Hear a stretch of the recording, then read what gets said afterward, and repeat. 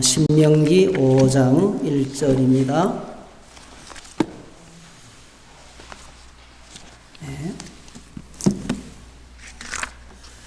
신명기 5장 1절에서 21절까지 보겠습니다.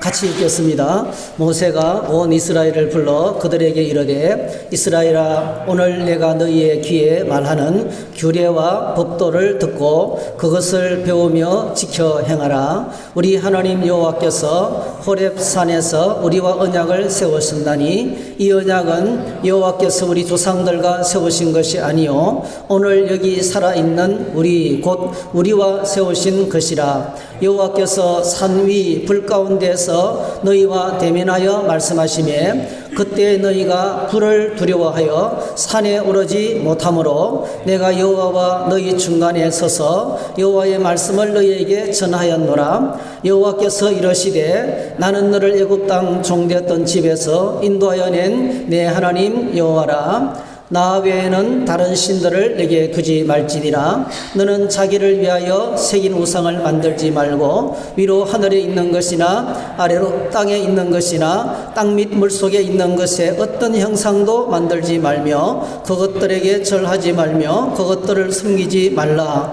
나 내 하나님 여호와는 질투하는 하나님인즉 나를 미워하는 자의 죄를 갚되 아버지로부터 아들에게로 3, 4대까지 이르게 하거니와 나를 사랑하고 내 계명을 지키는 자에게는 천대까지 은혜를 베푸느니라. 너는 내 하나님 여호와의 이름을 망령되이 일컫지 말라. 나 여호와는 내 이름을 망령되이 일컫는 자를 죄 없는 줄로 인정하지 아니하리라. 내 하나님 여호와가 내게 명령한 대로 안식일을 지켜 거룩하게 하라. 엿새 동안은 힘써 내 모든 일을 행할 것이나 일곱째 날은 내 하나님 여호와의 안식일인즉 너나 내 아들이나 내 딸이나 내 남종이나 내 여종이나 내 소나 내 낙이나 내 모든 가축이나 내 문 안에 유하는 객이라도 아무 일도 하지 못하게 하고 내 남종이나 내 여종에게 너같이 안식하게 할지니라. 너는 기억하라. 네가 애굽 땅에서 종이 되었더니 네 하나님 여호와가 강한 손과 편팔로 거기서 너를 인도하여 내었나니 그러므로 내 하나님 여호와가 내게 명령하여 안식일을 지키라 하느니라. 너는 내 하나님 여호와께서 명령한 대로 내 부모를 공경하라. 그리하면 내 하나님 여호와가 내게 준 땅에서 내 생명이 길고 복을 누리리라. 살인하지 말지니라. 간음하지 말지니라. 도둑질하지 말지니라. 내 이웃에 대하여 거짓 증거하지 말지니라. 내 이웃의 아내를 탐내지 말지니라. 내 이웃의 집이나 그의 밭이나 그의 남종이나 그의 여종이나 그의 소나 그의 낙이나 내 이웃의 모든 소유를 탐내지 말지니라. 아멘. 아멘. 오늘 이 말씀을 가지고 오늘 여기 살아있는 우리와 세운 언약 이런 제목으로 함께 말씀을 나누겠습니다. 신명기 5장부터 모세의 두 번째 설교가 시작이 됩니다. 1장부터 4장까지는 과거를 돌아보면서 여러분 과거를 돌아보면서 모세가 유언 같은 메시지를 전했습니다. 그리고 5장부터 이제 두 번째 강론이 시작이 되는데요. 하나님께서 이제 본격적인 토라, 그러니까 모세를 통해서 하나님께서 이스라엘 백성들에게 가르쳐 주시는 율법입니다. 명령과 규례와 법도. 명령과 규례와 법도가 말씀이죠. 하나님께서 하나님 백성이 살아갈 수 있는 그 삶의 방식과 원칙과 원리를 이제 5장부터 말씀하시는데 아주 길어요. 끝이 28장까지. 우리 이제 말씀 묵상 28장 하고 있죠. 28장까지. 오늘 아침 말씀 묵상 28장인데요. 28장까지 두 번째 설교가 진행이 됩니다. 우리가 읽은 이 본문의 말씀은 십계명이 이제 앞부분에 소개되고 있고요. 십계명을 우리에게 주고 계십니다. 하나님이 주신 모든 이 규례와 법도와 명령의 근본적인 원리, 그러니까 가장 뼈대죠. 예를 들면 여러분 이게 원리입니다. 원리. 살인하지 말라 했지만은 살인해야 할 때가 있어요. 여러분 죄를 짓고 잘못한 사람을 돌로 쳐 죽이라 그랬잖아요. 이거 살인해야 되잖아요. 전쟁터에 나가면 어떻게 돼요? 싸움을 해야 되잖아요. 그래서 상대방을 죽여야 되거든요. 그러니까 살인해야 되잖아요. 근데 여기서 말씀하시는 말씀은 원리입니다. 원리. 우리의 삶의 가장 기본적인 원칙을 예외 조항이 있어요. 나중에 뒤로 가면은 자세하게 케이스 바이 케이스로 예를 들어서 이럴 때는 이렇게 하라 저렇게 하라 나오지만은요, 전체 율법의 하나님 말씀의 가장 원리, 중심되는 원리, 이 원리를 오늘 저희들이 배울 겁니다. 이 원리를 오늘 저희들에게 십계명을 통해서 우리에게 들려주고 계십니다. 그래서 이 말씀은요, 하나님 나라의 이렇게 생각, 하나님 나라의 영원한 윤리요 도덕이다 이렇게 생각. 그래서 이 십계명을 모랄로라 그래요. 모랄로. 이거는 영원합니다. 절대로 변하지 않습니다. 이 모든 법을 기초로 해서 하나님 나라는 세워지고 하나님의 뜻은 이루어지는 것입니다. 그래서 마치 뭐가 같으냐면은 우리나라의 한 나라의 헌법과 같아요. 헌법 밑에 뭐가 있습니까? 뭐 형사법도 있고 민법도 있고 상법도 있고 그다음에 그 밑에 뭐가 있어요? 각종 시행 명령과 지자체 규칙이 있죠. 그런 것처럼 근데 이 모든 이 하위법들은요 최상위법에 위배되면 안 돼요. 그러니까 이 십계명이 모든 법의 근본 정신이에요. 근본 정신이고 원리라는 것을 저희들이 기억하시면 되겠습니다. 뭐 조금 주제는 다르지만은 국회의원 선거가 지난 주간에 있었습니다. 여소야대 국회가 되었어요. 국회를 여기 우리나라는 막대합니다. 우리나라 국회는요 내각제 국회, 거의 내각제나 마찬가지예요. 헌법을 처음 만들 때 내각제로 만들었다가 그래서 여러분 총리를 중심으로 한 내각제를 만들었다가 뒤에 나중에 이제 많이 수정하지 않고 대통령제로 바꾸었어요. 대통령제로 바꾸면서 대통령만 올려놓은 거예요. 그러니까 국회 권력이 막대할 수밖에 없는 거예요. 네. 국회 권력이 막대한데 여소야대의 야당이 훨씬 더 많은 숫자의 국회가 되었습니다. 국정이 상당히 어렵겠죠. 근데 여러분 야당 지도자나요. 야당 지도자는 여러분이 아시는 것처럼 지금 재판 중에 있습니다. 1년 후에 감옥에 갈 수도 있어요. 상당히 불안합니다. 그리고 이제 차기 대선 후보로 지금 이제 물망에 떠오르잖아요. 여러분 대선을 앞에 놓고 있으면요 모든 것이 시험돼요. 야당 지도자가 얼마나 국회를 잘 운영하는지 지켜보는 거예요. 자기 힘 다수당의 횡포를 막 저지르면서 밀어붙이잖아요. 그럼 백성들은 환멸을 느끼고 민심을 잃게 될 거예요. 대선에 못 나갑니다. 이러면 그러면 그렇죠. 그리고 지금 이제 여소야대가 된 이 현 정부도 윤석열 대통령도 이제는 야당 지도자하고 의논해야 돼요. 총리를 임명하려고 그래도요. 야당의 지지가 없으면 야당의 허락이 없으면 안 되는 거예요. 그래서 이제는 뭐죠? 야당 지도자를 만나서 미리 의논해야 돼요. 미리 의논하고 타협하고 조정하고 양보하는 이런 정치가 필요한 거예요. 그래서 두 지도자 다 있잖아요. 야당 지도자든지 현 정부 대통령이든지 둘 다 이제 정말 그 사람들의 정치력이 시험대에 올라온 거예요. 상당히 둘 다 어렵습니다. 어려운 상황으로 갔습니다. 이런 상황을 보면서 여러분들이 투표를 하셨잖아요. 어떤 분들은 뭐 그냥 원하는 대로 안 돼서 속이 상할 수도 있고 또 어떤 분들은 내가 원하는 대로 되어서 기뻐할 수도 있지만은 여러분 이제 이 선거는요 우리 국민들은 즐겁게 선거하면 돼요. 즐겁게 선거하고 결과는 그 정치하는 분들에게 맡겨두세요. 저분들이 다 알아서 할 거예요. 이제 여기서 우리가 막 속 태운다 해가지고 안 바뀝니다. 이제는 그렇죠? 그래서 좀 더 정치가 성숙할 수 우리가 할 수 있는 것은 기도하고 그리고 또 적당한 거리를 두고 관심을 갖고 있고요. 너무 지나치게 막 거기에 열광하고 막 분통 터뜨리고 막 다 때려 죽어야 된다 그러고 이렇게 하지 마세요. 그러면요 우리가 힘들어서 못 살아요. 빨리 잊어버리고 일상으로 돌아와서 평온을 되찾고 가정에서 교회에서 세상 속에서 하나님에게 맡기신 일터에서 여러분 예수님의 증인으로 하나님의 멋진 시민으로 그렇게 맛있게 살아가는 우리가 되었으면 좋겠어요. 빨리 잊어버리고 빨리 정상을 회복하는 것이 중요합니다. 자, 왜 이 말씀을 드렸냐면은 뭐 다들 선거 결과를 보고 이제 우리가 걱정을 많이 했을 거예요. 근데 저는 하나님을 믿습니다. 왜냐하면 여러분 이 나라에 100여 년 전에 복음이 들어왔어요. 선교사들이 목숨을 걸고 복음을 들고 왔어요. 세계 선교사상 우리나라처럼 이렇게 빠른 속도로요 엄청난 부흥을 일으키는 없어요. 전무후무합니다. 지금 우리는 어떤 상황이냐면요. 전 세계에서 선교사를 제일 많이 파송해요.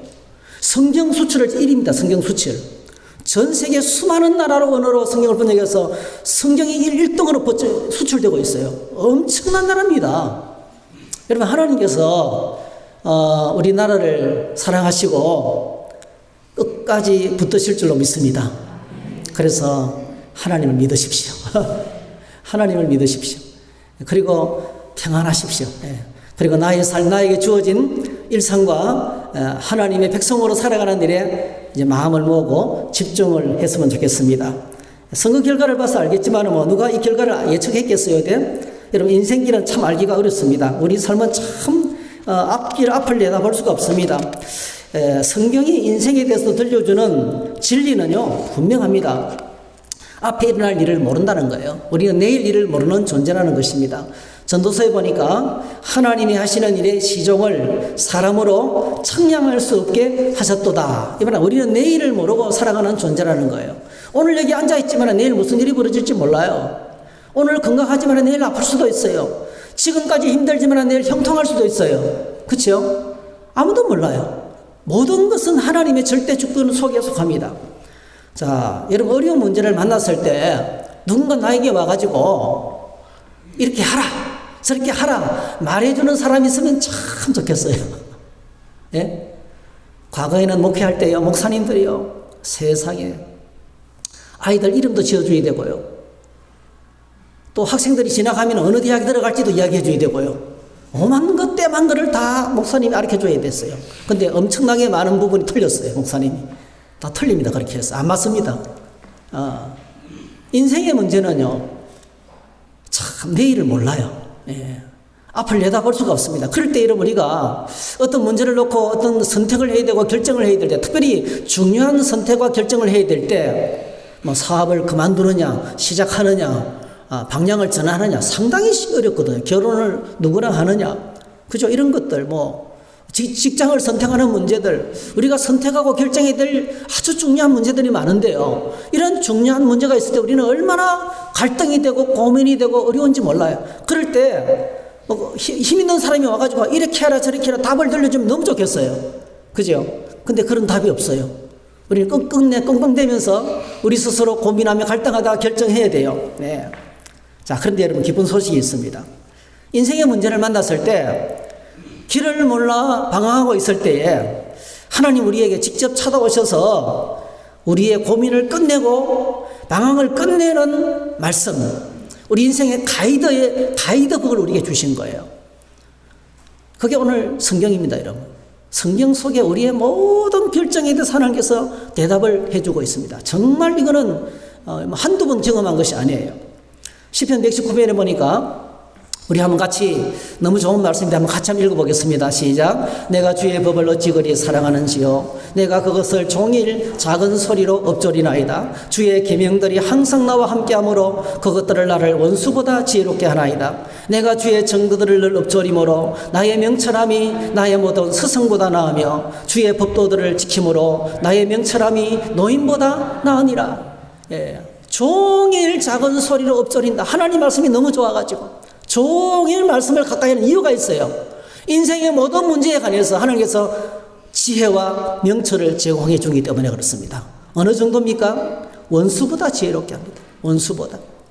그 다음에 선생님보다 지혜롭게 합니다. 그리고 인생을 오랫동안 살았던 원로들, 수많은 인생의 풍파를 겪었던 그 노인들에게서 나오는 지혜, 이런 국가가 어려우면 원로들을 초청해서 어떻게 하면 좋을지 묻잖아요. 네. 참 중요하거든요. 어르신들에게 가서 묻는 게 참 중요해요.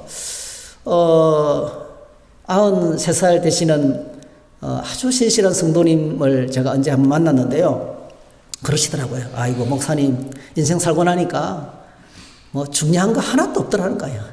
지내놓고 나니까 다, 그 당시에는 막 목숨 걸고 싸웠는데 지내놓고 나니까 아무것도 아니더라는 거예요. 그러니까 목사님 그냥 웃으면서 사세요. 저보고 웃으면서 사세요. 이런 일 만나도 웃고 저런 일 만나도 웃고 그게 제일 건강에 좋고 제일 좋습니다. 할렐루야. 여러분 그렇게 사시길 바랍니다. 그 원로들 인생을 다 살고 나니까 지내놓고 나니까 그 당시에는 죽을 것만 같았는데 지내놓고 나니까 아무것도 아니라는 거예요. 이럴 수도 있고 저럴 수도 있고 세상에 이런 일도 일어나고 저런 일도 일어나고 네. 웃으면서 넘길 수 있는 거예요. 원로들의 그 조언이 참 중요하죠. 성경은요, 그 연세 많으신 어르신들의 말보다도, 선생님의 말보다도, 원수들의 지혜보다도 더 큰 지혜를 주다. 이 말은 무슨 말이에요? 우리 인생에 어떤 문제를 만나도 성경은 저와 여러분의 삶을 가장 최고의 선택과 방법으로 인도하신다는 거예요. 여러분, 그렇게 하나님의 인도 속에 살아가기를 축복합니다. 네. 요한복음 14장은 더 기쁜 소식이 있어요. 예수님께서 말씀합니다. 내가 어디로 가는지 그 길을 너희가 아느니라. 도마가 묻습니다. 주여, 주께서 어디로 가시는지 우리가 알지 못하거늘 그 길을 어찌 알겠사옵나이까. 예수께서 이르시되 내가 곧 길이요 진리요 생명이니 나로 말미암지 않고는 아버지께로 올 자가 없느니라 했어요. 이 도마의 말이 참 가슴에 와닿아요. 네. 우리가 알지 못하거늘 그 길을 어찌 알겠습니까? 인생길, 내 삶의 길, 주님이 가시는 길, 하나님의 뜻, 우리가 어떻게 할 수가 있겠습니까? 모른다는 뜻이에요. 그게 답답하다는 거예요. 그때 예수님께서 말씀합니다. 내가 곧 길이다. 할렐루야. 길을 찾지 못하고 있는데 예수님께서 길로서 우리에게 다가오신다는 거예요. 우리 삶의 모든 가이드를 주님이 하시겠다는 거예요. 여러분, 지도를 보고 차를 운전하는 때가 있었어요. 연세 드신 분들은 다 기억하죠? 제가 30년 전에요, 우리 교회 이제 원서를 넣으려고, 그 원서 마감이 우편으로 붙이면 늦어요. 마감일을 못 지키겠더라고요. 그 직접 들고 왔어요. 세상에 청주에 와가지고 복명사거리에서 길을 물었는데, 복명사거리에서 그 기사님이 가르쳐 주는 대로 지도를 보고 갔는데 나중에 가보니까 정봉동에 가 있더라고요. 제가 지금 더 컨벤션 있는 거 있잖아요. 그 자리. 그거 가 있더라고요. 그 지도를 보고 갔는데 제가 이쪽 주변을요, 얼마나 돌다가 교회를 찾았는지 몰라요. 교회를 막 찾다가 그냥 다시 돌아갈 뻔했어요. 사실은. 그렇게 지도를 보고 생전 처음 오는 것이 와보니까요, 길 찾기가 얼마나 어려운지 몰라요. 근데 지금 어떻습니까? 아이고, 비행기에서 쓰는 내비게이션을, 비행기 항공편지에 쓰는 내비게이션을 자동차에 달아놓고 쓰니까요, 전국을 어디든지 우리 내일 노예하는데도 제가 거기에 안 가봤거든요. 걱정하지 않습니다. 왜? 주소만 있으면 찍으면 찾아갑니다. 그것도 요즘 어떻습니까? 실시간, 제일 안 밀리는 가장 빠른 교통으로 쫙 인도하잖아요. 내비게이션. 여러분 기억하시기 바랍니다. 예수님은 우리 인생의 내비게이션입니다. 예수님, 내 삶의 내비게이션입니다. 우리가 어떤 문제를 만나서, 여러분, 도전해보세요. 어떤 문제를 만나서 주님께 한번 물어보시기 바랍니다. 주님 어떻게 할까요? 주님 어떻게 할까요? 그러면서 말씀을 읽어보세요. 그러면요, 묻고 말씀을 읽으면 주님 우리에게 말씀으로 대답하십니다. 여러분. 인생의 큰 결단과 문제 앞에 제가 얼마나 고통스러운지 몰라요. 저도 가정적으로 좀 상상을 초월하는, 어떤 분들이 그래요. 이거 목사님은 내가 이렇게 어려운 당하는 길을 모를 거라 그래요. 저도 어려운 일을 만났어요. 저도 말할 수 없는 큰 고난이 있었습니다, 여러분. 근데 여러분, 그 고난의 시간에 하나님 정말 실수하지 않는 분이셨어요. 정확하게 제가 해야 할 길을 가르쳐 주시고 인도해 주셨습니다. 그래서 길이 없는 곳에 예수님이 길이 되어서 내게로 다가오시는 거예요. 예수님이 통째로 길이 되어서 나에게 다가오시는 거예요. 예수 믿게 된 것이 얼마나 내 안에 가장 귀한 것, 예수를 알미라. 얼마나 감사한지.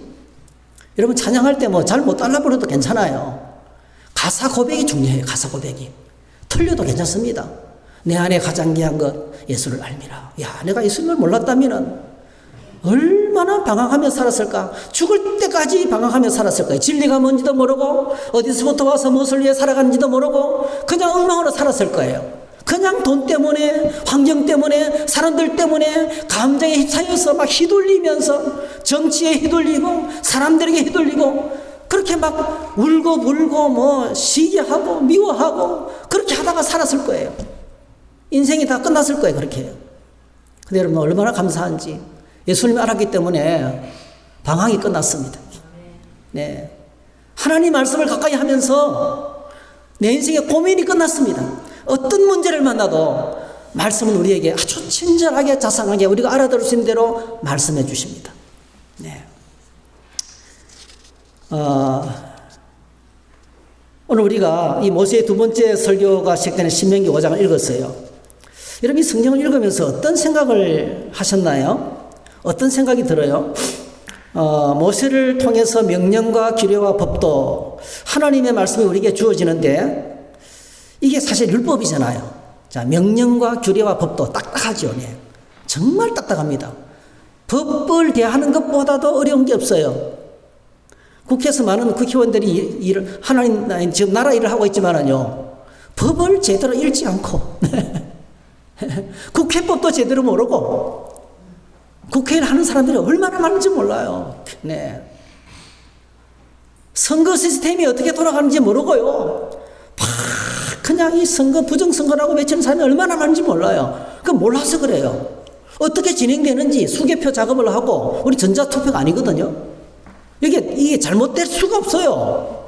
그러니까 투표가 내가 원하는 만큼 안 오니까 막 부정투표라는 거예요. 그래가지고 이거 음모론을 퍼뜨려가지고 수많은 사람이 여기에 휘둘리는 거예요.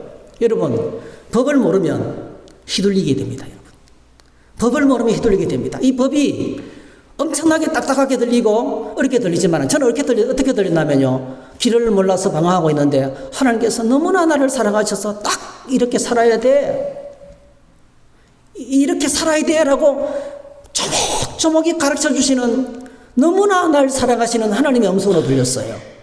여러분 성경을 읽으실 때 우리를 사랑하시는 하나님의 그 성결과 마음을 좀 느끼게 되시기를 축복합니다. 하나님 사랑이 저는 느껴졌어요. 너무너무 감사한 거예요. 이게 딱딱한 법이 아니더라고요.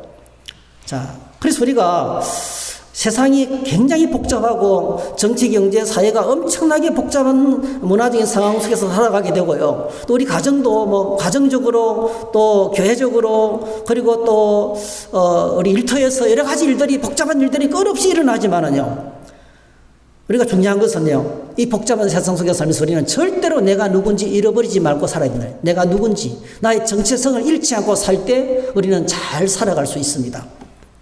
자, 근데 어떻게 하면, 오늘 저와 여러분들이 하나님 말씀 앞에 나가면 성경이 내가 누군지를 바로 말씀해 주십니다. 어떻게 살아야 될 것인지를 말씀해 주고 계십니다. 그래서 말씀 앞에 돌아오면요, 인생의 난제와 방황이 끝이 납니다. 그리고 길을 만나게 됩니다. 자, 오늘 말씀을 한번 보시기 바랍니다. 신명기 5장 1절을 보시면 한번 같이 읽겠습니다. 시작. 모세가 온 이스라엘을 불러 그들에게 이르되 이스라엘아, 오늘 내가 너희 귀에 말하는 규례와 법도를 듣고 그것을 배우며 지켜 말하라. 자, 모세를 통해서 하나님은 오늘도 끊임없이 하나님의 사람들을 통해서, 여러분 성경을 통해서, 말씀 묵상을 통해서, 기도의 시간을 통해서 수많은 채널을 통해 가지고 끊임없이 계속 우리 귀에 대고 하나님 말씀을 들려주고 계십니다. 우리 귀에 대고 하나님 말씀을 들려주고 계십니다. 그래서 오늘 저희들이 귀를 열고 마음을 열고 하나님의 음성을 들으면 뭘 듣게 됩니까? 내 인생의 방향과 내 인생의 목적과 내가 누군지 알게 되고요, 그 하나님의 뜻을 발견하게 된다는 것입니다. 네. 듣고 배우며 지켜 행하라. 듣고 배우며 지켜 행하라. 예, 끝까지 지켜서 순종하면서 하나님이 약속하신 복을 누릴 수 있도록, 오늘 저와 여러분들이 행복하게 살아갈 수 있도록 하기 위해서 이 말씀을 들려주시는 겁니다. 우리를 향한 하나님의 큰 소원은 우리가 행복해지는 것입니다. 여러분, 주님 안에서 우리가 잘 되는 것이 하나님의 소원입니다. 영혼이 잘된 같이, 범사가 잘 되고 강건하게 살아가는 것이 하나님께서 우리를 향하신 뜻입니다. 우리가 이 땅에서 그냥 맨날 갈등하고 뭐가 진리지 헤매고 그렇게 살기를 원하지 않습니다. 지도책 들고 공명동에 공명동 1530번째 와 있는데 저 정봉동까지 가 있기, 그렇게 헤매고 살기를 원하지 않는다는 거예요. 하나님 오늘 저와 여러분들이요, 그냥 내비게이션 딱 들고 정확하게 시간 아끼고 전략해서 효율적으로 살기를 원하신다는 거예요. 네. 그래서 오늘 저희들이, 우리에게 중요한 것이 뭡니까? 내비게이션, 아무리 좋은 내비게이션이라도요, GPS 수신이 안 되면 끝나거든요. 그렇죠? 우리 이 땅에 살면서 하나님과 교통이 끝나면 하나님의 성화는 끝납니다, 여러분. 하나님과 교통이 끊어지잖아요, 돼요. 여러분, 말씀과 기도로 하나님과 늘 연결되어 있기를 축복합니다. 그래야 하나님의 내비게이션의 인도를 받을 수 있는 거예요. 근데 여러분, 엄청나게 많은 사람들이 이런저런 이유로, 이런저런 핑계로, 이런저런 상처 때문에요. 말씀이 가로막히는 거예요. 이런 마귀는 지금도 수많은 방법을 동원해가지고 사람 때문에, 그 인간 때문에, 이 문제 때문에, 저 문제 때문에 여러분, 많은 문제를 만들어가지고 우리로 하여금 하나님과 관계를 끊어놓습니다. 여러분, 이 어둠의 권세를 돌파하시기를 축복합니다. 네, 이게 묶이지 말아야 돼요. 주변 상황에 휘둘리지 말아야 된다는 거예요. 자, 5장 2절 3절을 봅니다. 같이 읽겠습니다. 우리 하나님 여호와께서 호렙산에서 우리와 언약을 세우셨나니 이 언약은 여호와께서 우리 조상들과 세우신 것이 아니요 오늘 여기 살아있는 우리 곧 우리와 세우신 것이라 했어요. 하나님의 백성들이 400년 노예살이를 끝내고 출애굽하고 홍해를 지나고 광야를 지나서 드디어 호렙산 앞에서 언약의 말씀을 하나님이 직접 주셨습니다. 너희들은 이제부터 이렇게 살아야 돼. 노예가 지금 제사장이 돼야 되잖아요. 그죠? 노예로 살던 사람이, 묶여 살던 사람이 제사장 노릇을 해야 되거든요. 하루아침에 안 돼요. 듣고 배우고 듣고 배우고 지켜 순종하고 그러면서 훈련되어서 이제 하나님이 원하시는 수준으로 올라가야 되는데, 이게 하나님께서 우리에게 원하시는 정말 다스리고 통치하며 열방을 또 하나님의 형상으로 지음받은 존귀한 존재로 살아가는 하나님의 소원이거든요. 우리가 이 땅에서 형통하고 행복하게 살기를 원하시거든요. 이렇게 살기 위해 하나님께서 법을 주신 거예요. 하나님의 방법을 주셨어요. 자, 그런데 어떻게 주셨습니까? 그 당시 하나님 말씀을 줄 때 호렙산에서 언약을 맺었습니다. 호렙산 불꽃 가운데서 사실은 상상할 수 없는 두려움 속에서 하나님과 직접 언약식에 참여했던 출애굽 1세대들, 이 1세대들은 광야에서 하나님을 시험하고 하나님을 불신하고 또 간음하고 우상숭배하고 막 그러다가 뭐죠? 다 죽었어요. 다 죽었습니다. 네. 그때 여러분, 이 말씀을 받을 때에 너무너무 무서워가지고 이 말씀 언약식에 참여했던 사람들이 하나같이 하나님 앞에 요청했어요. 그게 출애굽기 20장에 이렇게 적혀 있습니다. 뭇백성이 우레와 번개와 나팔 소리와 산의 연기를 본지라 그들이 볼 때에 떨며 멀리 서서 모세에게 이르되 당신이 우리에게 말씀하소서 우리가 들으리이다. 하나님이 우리에게 말씀하시지 말게 하소서 우리가 죽을까나이다. 이게 여러분 우리가 생각하는 거하고 달라요. 막 불길이 치솟고 막 지진이 땅이 흔들리고 시커먼 구름이 막 산을 뒤덮고 막 땅이 흔들흔들하고요. 그런 가운데서 하나님이 말씀하실 때마다 하나님께서 말씀하실 때가 막 불길이 치솟고 땅이 흔들리고요. 시커먼 구름이 막 그냥 뒤덮고 이런 상황 속에서 말씀을 들어야 돼요. 너무너무 무서운 거예요, 이게. 이런 거 보고 피크 익스피리언스라고 그래요. 온 백성이 똑같이 큰 두려움 속에서 벌벌 떨면서 온 백성이 하나 되는 거예요. 이제 두려움 가운데 하나가 되어서 하나님 말씀을 들었다는 거예요. 그래서 뭘 요청했습니까? 다시는 하나님이 직접 말씀하시지 말게 해달라는 거예요. 모세를 통해서 말씀해달라는 거예요. 이걸 오늘요, 이 사실을 오늘 모세가 지금 십계명을 다시 말씀하면서 이제 다시 언급을 합니다. 다시 말씀드리면 또다시 지금 가나안 땅에 들어가서 그 가나안 땅을 차지하고 거기서 하나님 나라 백성으로 하나님 나라를 세우며 살아가야 될 이스라엘 출애굽 2세대들, 다음 세대들, 이 출애굽 2세대들에게 새로운 세대들이죠. 새로운 세대들에게 말씀을 주면서 이 언약의 말씀은 조상들과 맺은 것이 아니고 오늘 여기 살아있는 우리와 맺은 거라는 거예요. 네. 그래서 우리가 이 엄청난 두려움 가운데 들었던 말씀을 오늘 하나님께서 우리에게 들려주시니 우리가 오늘 여기 살아있는 우리와 맺은 것이라는 거예요. 그러므로 오늘 저와 여러분들이 성경을 펼치고 하나님 말씀 앞에 나갈 때 어떻게 들어야 되겠어요? 어떤 자세로 하나님 말씀을 들어야 되겠어요? 자, 신명기 5장 4절 5절에 다시 또 언급합니다. 여호와께서 산이 불 가운데서 너희와 대면하여 말씀하시매 그때 너희가 불을 두려워하여 산에 오르지 못하므로 내가 여호와 너희 중간에 있어서 여호와의 말씀을 너희에게 전하였노라. 여호와께서 이러시되. 그 어떻게 하나님 말씀을 들으라는 거예요? 여러분 꼭 기억하시기 바랍니다. 하나님 말씀이 내가 좋아하는 말씀이든지 좋아하지 않는 말씀이든지요, 명령의 말씀이든지 약속의 말씀이든지 책망의 말씀이든지 나를 가르치는 말씀이든지 어떤 말씀이든지요, 하나님 말씀 앞에 경외심을 가져야 됩니다. 하나님 말씀을 경외심으로 들으라는 거예요. 이걸 인간적으로 판단하고 분별하지 말라는 거예요. 하나님 말씀은 하나님이라는 거예요. 예. 목사가 하나님의 뜻은 아닙니다, 여러분. 제가 선포되는 말씀이 하나님의 말씀이라면 그 말씀 앞에 우리가 뭐죠? 두려워 떨어야 된다는 거예요. 하나님 말씀 앞에 두려워 떨어야. 여러분 오늘 예배당에 들어오실 때 입구에서 계속 제가 흘려보낸 찬양이었어요. 하나님 말씀 앞에 두려워 떨은 자. 예. 하나님 말씀 앞에 두려워 떨은 자, 그 말씀을 떨며 순종하는 자, 그에게 하나님께서 복이 있을 것이라고 그런 거죠. 네. 그러니까 하나님 말씀은 그냥 함부로 받아서 되는 것이 아니고요, 두려운 마음으로 경외심을 갖고 말씀을 들어야 된다는 거예요. 잠언 13장 13절에 말씀을 멸시하는 자는 자기에게 패망을 이루며 계명을 두려워하는 자는 상을 받느니라, 그렇게 하셨어요. 그래서 여러분 오늘 여기 살아있는 우리가 누굽니까? 오늘 여기 살아있는 우리가 우리의 정체성이 누굽니까?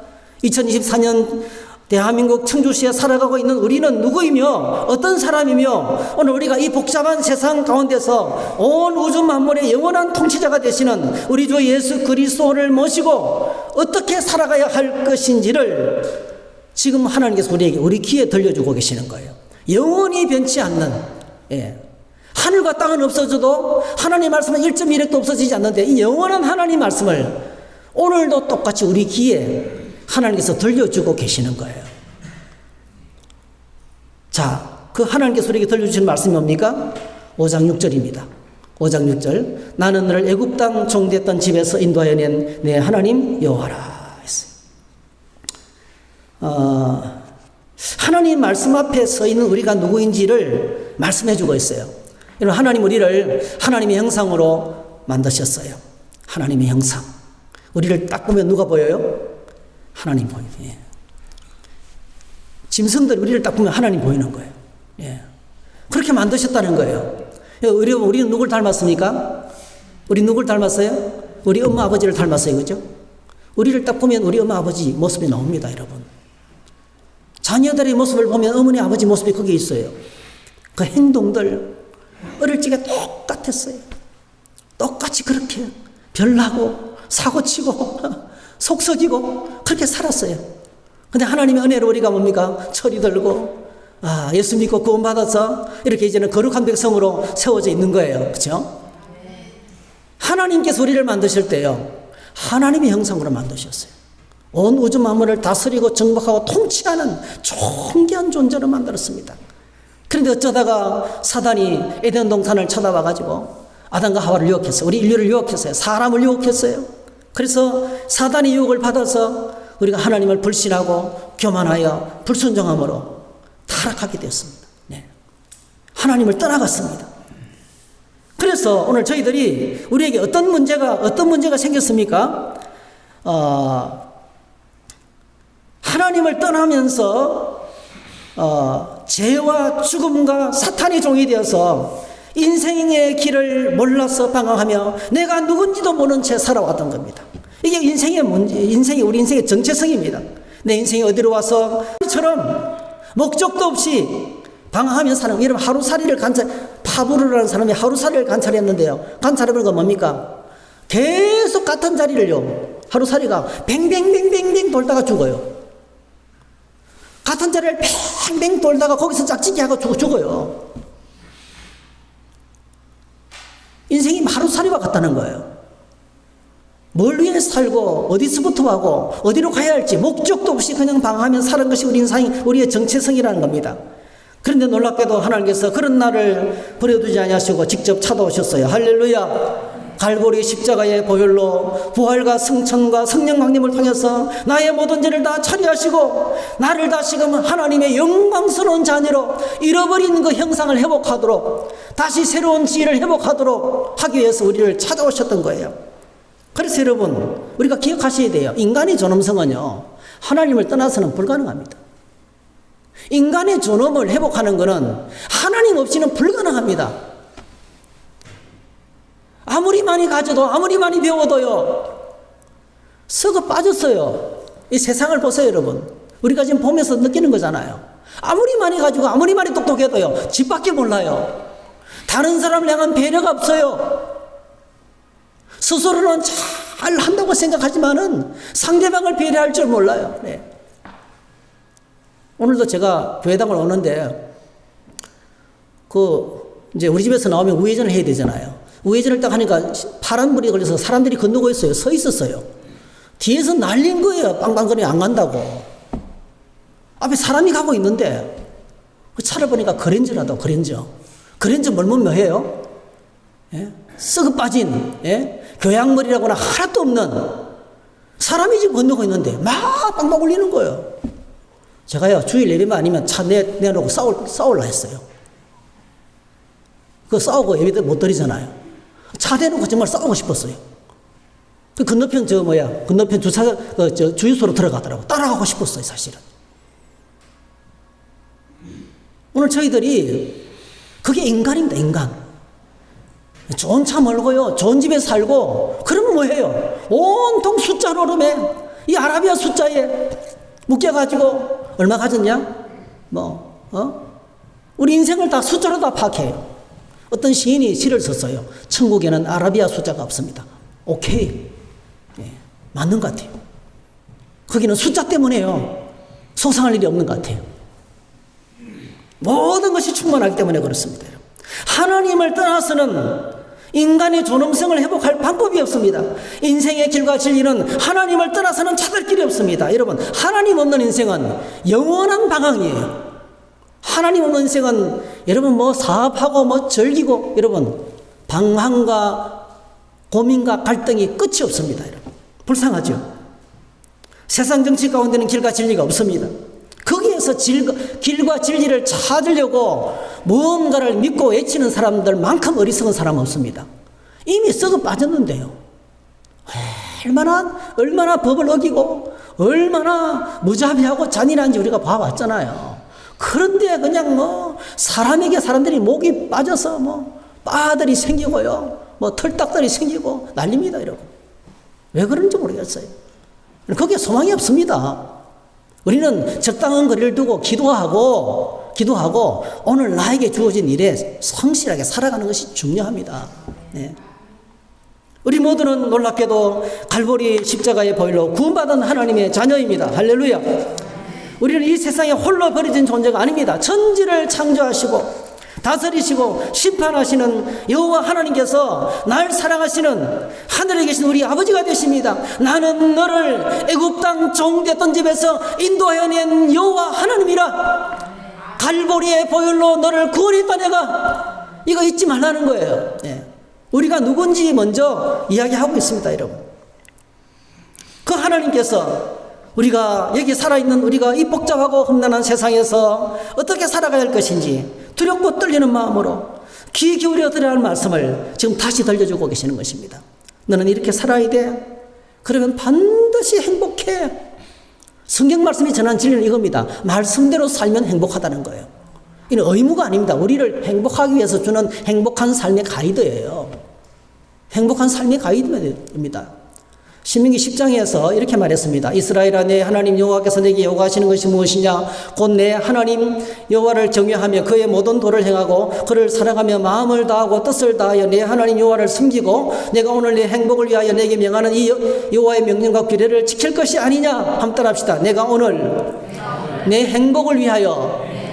그렇습니다, 여러분. 하나님의 말씀 우리의 행복을 위해서 주시는 것입니다. 그래서 말씀 듣고 행복하시기를 축복합니다. 말씀 붙들고 살면 행복하게 되는 겁니다, 여러분. 그 하나님께서 우리 행복을 위해 주시는 말씀이 바로 뭡니까? 인생 내비게이션이 뭡니까? 십계명이죠. 자, 십계명 7절부터 5장 7절부터 15절까지 1계명, 2계명, 3계명, 4계명까지. 그렇죠? 하나님을 향한 계명이죠. 나 외에는 다른 신을 두지 말라. 우상을 만들지 말라. 그다음에 뭐예요? 하나님의 이름을 함부로 부르지 말라. 하나님 이름을 망령되이 읽지 말라는 것은 하나님 이름을 잘못 사용하지 말라는 거예요. 하나님의 이름을 함부로 사용하지 말라는 거예요. 예를 들면 지하철역에 복잡한 지하철역에 빽빽한 지하철역에 있잖아요. 자리가 하나 생겼어요. 가방을 집어 던지고 가지고 거기에 다 앉으면서 주여 감사합니다. 그러지 말라는 거예요. 예. 다른 분들도 많은데 그런데 주님의 이름을 쓰지 말라는 거예요. 자동차에요. 물고기표 달아놓고 자기가 나는 그리스도인입니다. 어떤 데는 성경구조까지 붙여놨어요. 그래놓고요 그냥 함부로 운전하지 말라는 거예요. 그게 바로 뭐죠? 하나님의 이름을 함부로 우습게 알고 쓰는 겁니다. 유대인들은 이 말씀을요, 하나님의 이름을 망령되이 읽지 말라, 이 말씀을 어떻게 적용했냐면요, 성경을 읽다가 야훼라는 이름이 나오면 쓰던 붓을 꺾어버리고 목욕을 하고 다시 와서 새 붓으로 야훼를 쓰면서 아도나이 나의 주여 이렇게 불렀어요. 이름을 못 불렀어요. 하나님 이름을 함부로 부르지 말라. 그만큼 두려움으로 성경을 썼다는 거예요. 그리고 안식일을 기억하여 지키라. 안식일을 기억하여 거룩히 지키라. 주일을 거룩하게 지키라고 명령합니다. 제가 시간 관계상 말씀을 다 읽지 않겠어요. 여러분, 행복은 하나님이 주시는 선물입니다. 그것은 우리가 노력해서 얻어내는 것이 아닙니다. 내일을 모르고 살아가는 연약한 우리 인생은 우리의 안전과 행복을 위협하는 세상과 원수 마귀의 공격을 감당할 수가 없습니다. 최초의 인류 아담과 하와는 가장 좋은 환경에서 마귀의 유혹에 무너지고 말았습니다. 수많은 사람들이 환경 때문에, 그 인간 때문에, 이 사람 때문에 내가 말씀대로 못 산다고 핑계하잖아요. 근데 아담과 하와는 가장 좋은 완벽한 환경에서 하나님의 말씀 앞에 무너지고 말았어요. 사탄의 유혹에 무너지고 말았습니다. 오늘 저희들이 행복하게 살아가도록 마귀가 세상이 가만두지 않습니다. 사기꾼들이 덕시덕시합니다. 예, 도둑놈들이 덕시덕시합니다. 불청객들이 요청하지 않아도 얼마나 많은지 모릅니다, 여러분. 그래서 여러분, 그냥 벌건 대낮에 코베에 간다 그러잖아요. 믿는 도끼에 발등 찍힌다 그러잖아요. 이게 바로 뭐죠? 우리가 살아가는 세상은 결코 만만해. 죄악으로 가득 차고 하나님을 대적하는 사람들이 가득 차기 때문에 내 행복, 내 하기 나름이 아닙니다, 여러분. 절대로 우리 스스로는 마귀를 대적할 수가 없고 원수 마귀의 그 지혜를 따라갈 수가 없어요. 행복은 내 하기 나름이 아닙니다. 내가 노력해서 얻어내는 것이 아니라는 거예요. 여러분, 행복은 천지전능하신 하나님께서 우리에게 주시는 것인 줄 믿습니다. 그래서 하나님께서 제일 먼저 우리에게 하나님과의 바른 관계가 중요하다. 하나님과의 바른 관계가 중요하다. 다른 신은 없다. 우상숭배하지 말라. 그죠? 하나님 이름을 함부로 부르지 말라. 그리고 뭐예요? 안식일을 기억하여 지키라. 이 예배죠. 예배의 삶을. 하나님을 바라보면서 예배의 삶을 살아갈 수 있도록 이렇게 검열하고 있는 것을 보게 됩니다. 여러분, 오늘 저희들이 이렇게 사실은 이게 하나님을 위한 계명이 아니고요, 우리를 위한 계명입니다. 이 계명 지키면 누가 좋겠습니까? 자, 다른 신은 없다. 여러분, 다른 어떤 분이 너무 어려워가지고 이게 실제 자료를 제가 실화를 읽었는데요. 굿을 50몇 번을 했는데 1200 몇억을 몇십만 원을 잃어버렸대요. 그거 이제 바쳤대요. 그 집은요 쫄딱 망해가 굿을 그렇게 해가지고 돈을 갖다 바쳤는데도 쫄딱 망하고요. 굿을 해준 무당은 벤츠를 몰면서 살아가는. 제가 통계를 읽고 깜짝 놀랐어요. 그걸 살아가고 있다는 거예요. 엄청나게 많은 사람들이 다 쏟아붓고 바쳤는데 빈털터리가 되고, 예? 고통스럽게 살아가고 있는, 이 무슨 다른 신을 섬기지 말라는 것은 딴 게 아니고요. 그런데 속아서 인생 탕진하지 말고 진짜 복 주시는 하나님 앞에 바로 살라는 거예요. 예. 그러니까 이 계명은, 하나님에게는 계명이 필요 없어요. 하나님은 이미 성부, 성자, 성령 완전한 연합 가운데서 가장 완전한 기쁨 가운데 살아가고 있어요. 그 하나님 안에 있는 기쁨이 복이에요. 근데 우리가 그 하나님과 바른 관계를 가지면, 좋은 관계를 가지면 하나님 안에 있는 기쁨이 우리 안에 오는 거예요. 그게 하나님 주시는 복입니다. 하나님 주시는 복입니다. 여러분, 이 복을 저와 여러분들이 주님께 나아갈 때마다 받게 되시기를 축복합니다. 이건 하나님 우리에게 주시는 복이라는 거예요. 그리고 이웃을 향해서 주시는 계명을 주십니다. 자, 부모를 공경하라. 부모 공경은 약속이 있는 첫 계명이죠. 살인하지 말라, 간음하지 말라, 도둑질하지 말라, 거짓말하지 말라. 예, 거짓 증거를 하면 상대방이 죽거든요.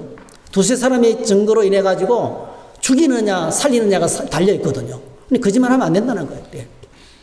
그리고 아내를 탐내지 말고 이웃의 집에 있는 모든 것들을 탐내지 말라. 이게 아내를 탐내는 단어하고 물건을 탐내는 건 단어가 달라요. 예, 구분해서 놓고 있습니다. 그래서 탐내지 말라. 이런 말씀을 주시면서 이것이 바로 뭐죠? 오늘 저와 여러분들이 이 땅을 살아가는, 그래서 십계명은 명령만 있고 형벌은 없습니다. 우리가 살아가야 할 매우 큰 삶의 원리와 도덕을 우리에게 하나님께서 직접 말씀하셨어요.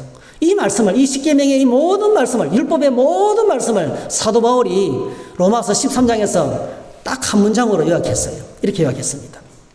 자, 사도 바울이 요약한 십계명 한번 같이 한번 읽어보겠습니다. 로마서 13장 8절에서 10절 시작. 피차 사랑의 빛 외에는 아무에게든지 아무 빛도 지지 말라. 남을 사랑하는 자는 율법을 다 이루었느니라. 간음하지 말라, 살인하지 말라, 도둑질하지 말라, 탐날리지 말라 한 것과 그 외에 다른 계명이 있을지라도 내 이웃을 내 자신과 같이 사랑하라 하신 그 말씀 가운데 다 들었느니라. 사랑은 이웃에게 악을 행하지 아니하나니 그러므로 사랑은 율법의 완성이니라. 시작과 끝이 바로 뭐죠? 남을 사랑하는 자는 율법을 다 이루었다.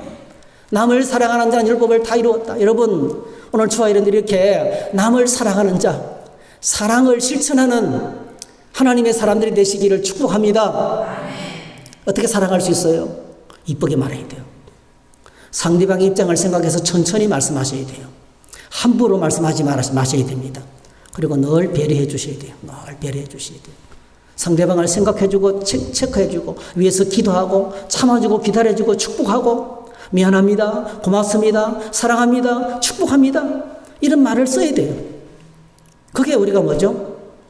그래서 여러분, 이 이웃을 사랑하는 것에 율법이 다, 모든 율법이 이웃 사랑, 우리가 남을 사랑하면 놀랍습니다. 그 사랑의 열매가 행복이에요. 하나님의 행복이 우리에게 찾아온다는 겁니다. 예수님께서 율법사의 질문에 모든 계명을 한 줄로 요약했어요. 한 줄로. 예수께서 이르시되 네 마음을 다하고 목숨을 다하고 뜻을 다하여 주 너의 하나님을 사랑하라 하셨으니 이것이 크고 첫째 되는 계명이요 둘째도 그와 같으니 내 이웃을 내 자신과 같이 사랑하라 하셨으니 이 두 계명이 온 율법과 선자의 강령이니라. 딱 강력하냐. 하나님 사랑, 자, 하나님 사랑, 이웃 사랑, 십자가입니다, 여러분. 하나님 사랑, 이웃 사랑, 십자가예요. 이 율법의 핵심이 십자가예요. 하나님 사랑, 이웃 사랑. 그래서 하나님 사랑하고 이웃 사랑하고는요, 별개가 아닙니다. 같은 거예요. 하나님을 사랑한다고 하면서 그냥 뭐 뒷담화하고 시기하고 질투하고 하나님 사랑 안 하는 거예요. 하나님 사랑하면서 예배드리고 기도하고 봉사하고 충성하죠, 여러분. 여러분 아파트 이웃에 경비 보시는 분들이나 섬기는 분들에게 섬기고 사랑하고 좋은 말로 아이고 수고하십니다 하지 않으면 그 거짓말이라는 거예요. 저는 고속도로 화장실에 들어가면요 늘 청소하는 분이 있어요. 제가 꼭 이야기해요. 아이고 너무 수고 많습니다. 예, 이렇게 청소해 주시니까 기분이 좋습니다. 엄청 좋아하셔요. 여러분 주변에 연약한 분들, 약한 분들, 여러분의 입술과 말로 통해서 예쁜 말을 통해서 축하하고 격려하고 위로할 때 우리가 진짜 하나님 믿는 사람이 될 줄로 믿습니다. 예. 하나님 사랑, 이웃 사랑 똑같다는 거예요. 하나님 사랑, 이웃 사랑 똑같다는 거예요. 예. 사랑하는 성도 여러분, 이번 한 주간 이 십계명 말씀을 대책임질하면서 우리가 거룩하고 영광스러운 하나님 백성으로 하루하루 살아가기를 주의 이름으로 축복합니다. 할렐루야. 우리 함께 찬양하겠습니다. 예수 사랑하심을 성경에서 배웠네.